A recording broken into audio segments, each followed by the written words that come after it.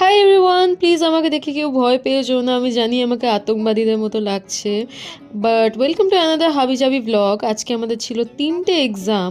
আর একদিনে 3টে এক্সাম কে দেয় ভাই? কোন কলেজ দেয়? হ্যাঁ ভাই, আমাদের কলেজ দেয়। তো যাই হোক, আমি সকালবেলা উঠে পড়তে বসেছিলাম, তারপরে আমি এসছি এখন কলেজে। আর কলেজে আসার পর থেকে তো আমি শুধু একটাই কথা ভাবছি যে ছেড়ে দে মা, কেঁদে বাঁচি, একদিনে এতগুলো এক্সাম নিস না। তো যাই হোক, এখানে আমি পড়তে বসে গেছি আর তারপরে আমাদের এক্সাম স্টার্ট হয়ে গেছিলো। এক্সাম হয়ে যাওয়ার পর পুরো ক্লাস ফাঁকা হয়ে গেছিলো, কারণ লাঞ্চ ব্রেক ছিল। আর আমি এখানে দৌড়ে দৌড়ে যাচ্ছি লাঞ্চ করতে, আমার খুব জোরে খিদে পেয়ে গেছিলো।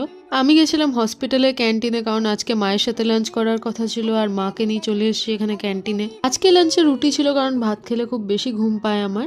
আর এখানে আমি এমন ভাবে খাচ্ছি যেন আমি 10 দিন ধরে কিছু খাইনি, বাট প্লিজ তোমরা কিছু মনে করো না, আমার এত বেশি খিদে পেয়ে গেছিলো যে আমি আর কন্ট্রোল করতে পারছিলাম না।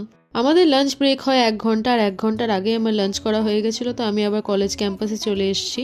আর আমাদের ক্যাম্পাসটা দেখতে এখন এত সুন্দর লাগে যে আমি প্রতিদিন ফটো তুলি। আমি কয়েকটা ফটো ইনসার্ট করে দেবো, তোমরা দেখে বলো যে কেমন লাগছে দেখতে।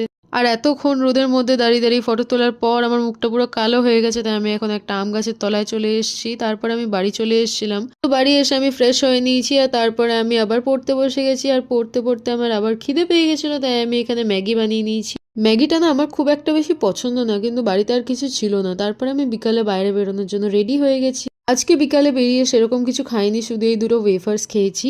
তারপর আমি বাড়ি এসে নিজের নাইট টাইম স্কিন কেয়ারটা করে নিয়েছি, বেশি কিছু না, শুধু ফেস ওয়াশ করে এই সিরামটা অ্যাপ্লাই করেছি। তারপরে কয়েকটা অগোছালো জামা ছিল, এই অগোছালো জামাগুলো গুছিয়ে নিয়ে